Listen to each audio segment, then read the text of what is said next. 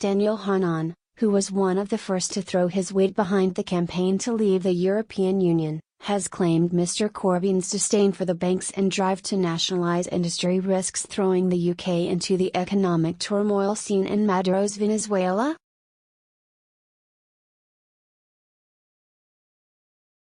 The Labour leader has faced rising criticism for his support of the increasingly authoritarian Maduro regime, after claiming his socialism was an inspiration to all of us fighting back against neoliberalism and austerity in Europe.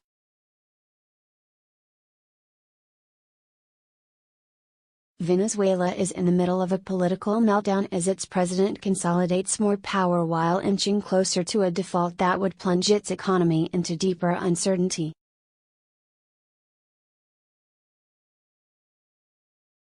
Writing in the Telegraph, Mr Hannan said, Corbyn often accuses the Conservatives of wanting a more Singaporean economy. If only. Since 1950, Singapore, measured by per capita GDP, has gone from being half as rich as Britain to being twice as rich.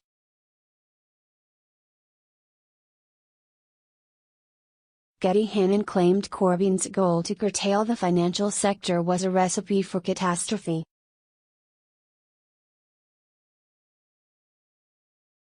Related articles may hits back over Brexit. Prime Minister denies UK is ill-equipped. Brexit betrayal?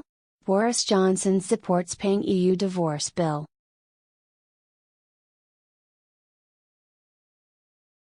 Over the same period, life expectancy in Singapore rose from 66 to 83, and in Britain from 71 to 81. Poor Singaporeans are demonstrably better off than poor Brits.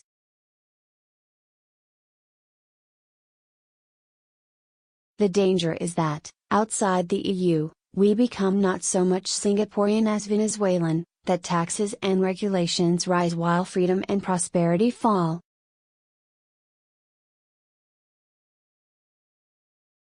Brexit strikes off the fetters. Let's not choose to entangle ourselves in chains of our own. It comes after Mr Corbyn levelled a furious threat against big banks, claiming that when bankers like Morgan Stanley say we're a threat, they're right.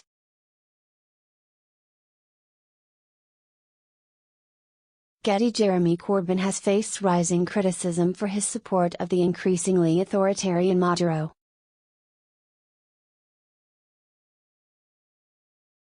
But while Mr Hannan, MEP for South East England, admitted many will have cheered the emboldened socialists' attack on bankers following the financial crisis and banking bailouts, he claimed Corbyn's goal to curtail the financial sector was a recipe for catastrophe.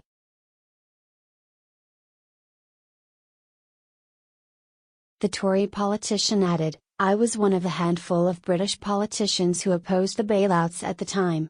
I argued that failed banks should assume their own losses, as happened in Iceland.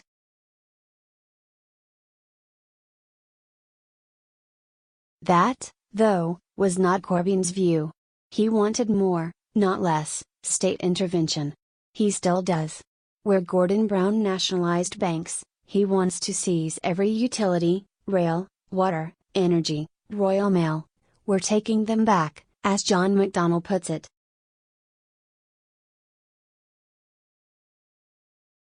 It comes after Mr Corbyn levelled a furious threat against big banks.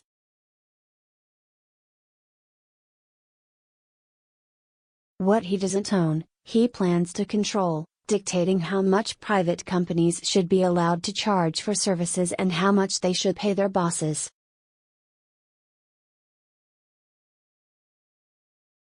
It's worth remembering that the banks paid £72 billion in tax last year, 11% of the Exchequer's entire revenue. How would Labour make up the shortfall if those banks fled overseas?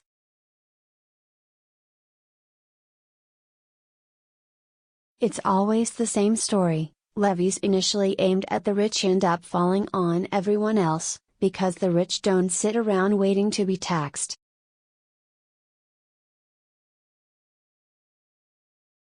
It comes as a top finance firm warns Theresa May is hanging by a thread and businesses should prepare for the nightmare of a Corbyn-led government.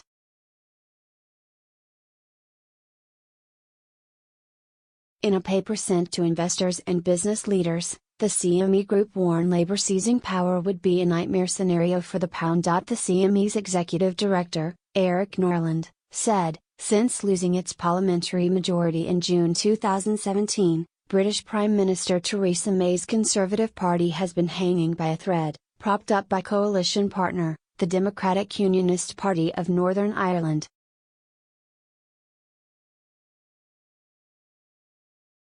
Corbyn advocates increasing income taxes and authorising the Bank of England to directly finance infrastructure spending rather than buying bonds during quantitative easing and vastly expanding public spending.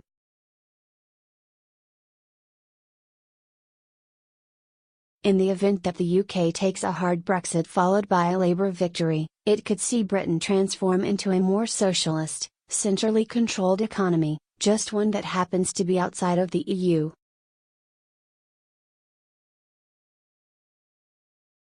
This is the nightmare scenario for the pound. If events spiral beyond May's control and the Brexit talks are further paralysed, this should intensify the downward pressure on the sterling.